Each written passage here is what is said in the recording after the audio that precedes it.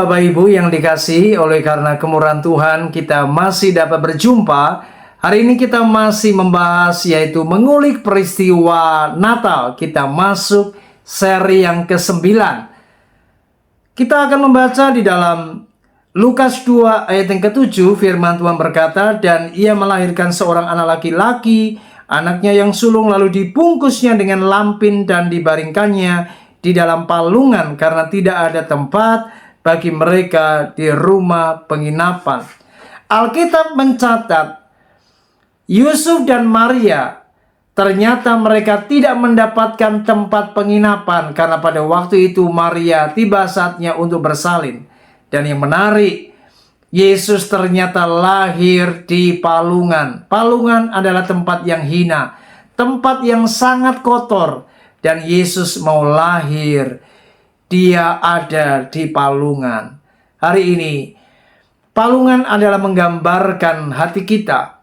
Hati kita yang kotor, hati kita yang benar-benar tidak bersih, karena kita ini penuh dengan dosa. Palungan adalah gambaran tempat yang menjijikkan.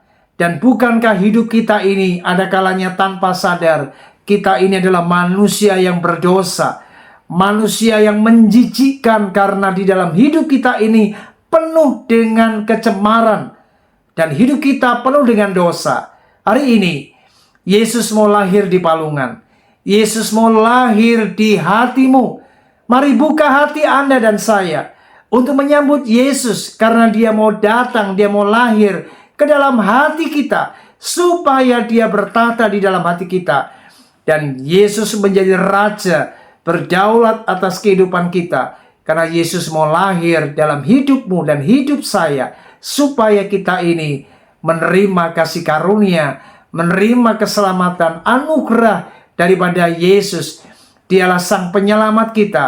Dan karena Yesus mau lahir di dalam hati kita, maka hati kita pasti akan dibenarkan, hati kita disucikan, dan kita akan menjadi orang-orang Kristen yang menerima anugerah keselamatan. Tuhan Yesus memberkati. Shalom.